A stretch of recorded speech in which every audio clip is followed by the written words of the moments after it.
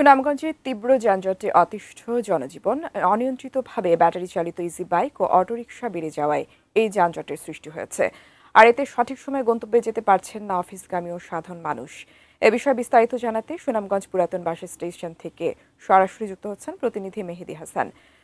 মেহেদি, যানজটের চিত্র জানাবেন। ব্যাটারি চালিত ইজি বাইক অটোরিকশা বেড়ে যাওয়া এই পরিস্থিতি তৈরি হয়েছে, কি কারণে আসলে এদের নিয়ন্ত্রণ করা যাচ্ছে না, বিস্তারিত জানান।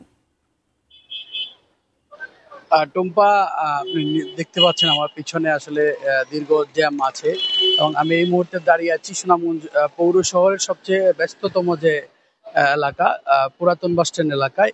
এবং আপনি যদি একটি বিষয় জানিয়ে রাখি, সুনামগঞ্জ পৌর শহর একটি ছোট্ট একটি শহর। অর্থাৎ এক কথায় যদি বলি, সুনামগঞ্জ শহরটি 5 কিলোমিটারের শহর। এখানে প্রায় 10 মিনিটে আপনি পুরো শহর ঘুরতে পারবেন। কিন্তু এই শহরের তুলনায় সুনামগঞ্জে ইজি বাইক এবং অটো রিক্সা প্রায় 4,000-এর মতো। এবং আমরা পৌরসভার যে লাইসেন্স শাখা আছে এবং সুনামগঞ্জের ইজি বাইক অটো রিক্সা মালিক সমিতির সাথে কথা বলেছি। তারা বলেছেন যে তাদের অনুমোদনকৃত প্রায় 1100 ইজি বাইক আছে এবং প্রায় 700 অটো রিক্সা আছে। অর্থাৎ এইখানে প্রায় তাদের নিবন্ধনকৃত 1800 ইজি বাইক এবং অটো রিক্সা আছে। এর বাইরে যে 4,000-এর মধ্যে প্রায় 2,000-ই কিন্তু অবৈধ। এবং তারা চেষ্টা করছেন, আমরা তাদের সাথে কথা বলেছিলাম, তারা চেষ্টা করছেন যে এই অবৈধ ইজি বাইক গুলো বন্ধ করতে।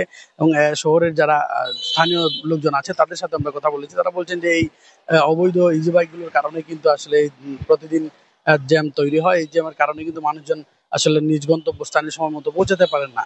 এবং প্রশাসনের পৌরসভার যিনি প্রশাসকের দায়িত্বে আছেন, আমরা তার সাথে কথা বলেছিলাম, তিনি বলছেন তাদের প্রতিদিন আসলে এই অবৈধ ইজি বাইক এবং অটো রিক্সা ধরতে অভিযান চলছে। গতকালকেও তাদের একটি অভিযান গিয়েছে। তারা চেষ্টা করছেন যাতে দ্রুতই এটির সমাধান, পৌর শহরের যে জ্যাম মুক্ত পৌর শহর করার তারা চেষ্টা করছেন। তো এই ছিল আমার কাছে সুনামগঞ্জ থেকে অবৈধ ইজি বাইক অটো রিক্সার সর্বশেষ তথ্য।